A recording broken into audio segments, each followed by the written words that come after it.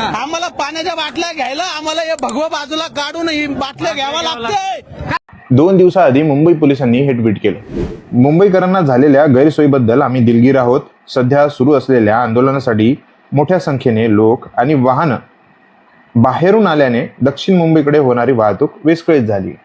बाहेरून आलेले लोक म्हणजे काय हो? महाराष्ट्रातील मराठी माणसं स्वराज्यात स्वतःच्या हक्कासाठी त्यांच्याच राज्याच्या राजधानीत संविधानाने दिलेल्या अधिकाराने प्रोटेस्ट करण्यासाठी येतात। ती बाहेरची म्हणजे काय? एकीकडे विरोधी पक्षात असतानाच मराठा आंदोलनासंदर्भात केवळ वेळ काढण्याचं धोरण आहे। माझं स्पष्ट मत आहे की यांच्या मनात आरक्षण देणं नाहीये। अपवादात्मक परिस्थिती सिद्ध करण्याचा अधिकार राज्याला मिळणार असं म्हणायचं का? आहेच राज्यालाच अधिकार आहे। बर, ज्याला करायचं नसतं ना तो असं करत असतो। बघा असं म्हणतात ना, where there is a will there is a way and where there is no will there is survey and report. हे बोलणारे सत्तेत आल्यानंतर मात्र त्याच मराठा आंदोलनासाठी मुंबईत आलेल्या लोकांसाठी साधी टॉयलेट आणि पिण्याच्या पाण्याची व्यवस्था सुद्धा करू शकत नाही।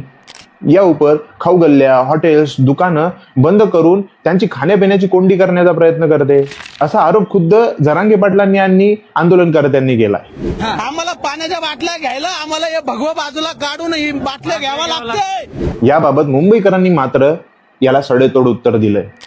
हे ट्विट्स बघा। हे ट्विट्स तुम्ही पॉज करून बघू शकता किंवा तुम्ही मुंबई पोलिसांच्या ट्विटर अकाउंटला जाऊन तिथे ते वाचू शकता।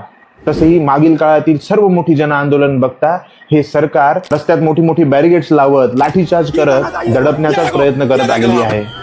तसेच दुकानं, खाऊ गल्ल्या आणि हॉटेल्स बंद करणं हा त्याच दडपशाहीचा एक भाग आहे।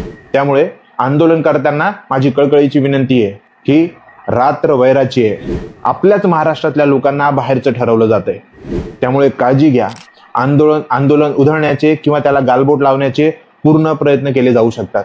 मराठा मोर्चाप्रमाणेच हेही आंदोलन शांततामय पद्धतीने पार पडले पाहिजे। त्यासोबतच आपण जिथे कुठे आश्रय घेतला असेल तर तिथे स्वच्छता ठेवा। आपलं स्वतःचा कचरा जरी आपण योग्य ठिकाणी टाकला तरी भरपूर फरक पडेल आणि यंत्रणेवर ताणही येणार नाही। मुंबई महाराष्ट्र ही आपलीच भूमी आणि त्यातले लोक सुद्धा पोलिसांशी किंवा प्रशासकीय अधिकाऱ्यांशी हुज्जत घालत बसू नका। जर अन्याय होत असेल तर त्याला व्हिडिओ रेकॉर्ड करा आणि सोशल मीडियावर शेअर करा। महाराष्ट्रातील जनता हे बघत आहे आणि दखलही घेत आहे। धन्यवाद।